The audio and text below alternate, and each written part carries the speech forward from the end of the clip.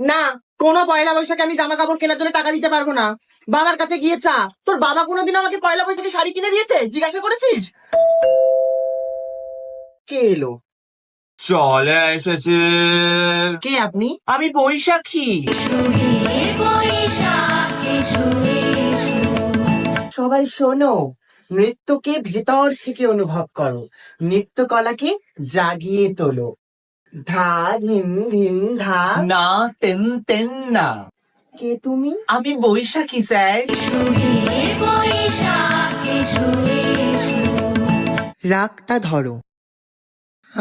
আমার অঙ্গে অঙ্গে কে বাজায় বাজায় বাঁশি। কে তুমি? আমি বৈশাখী ম্যাডাম।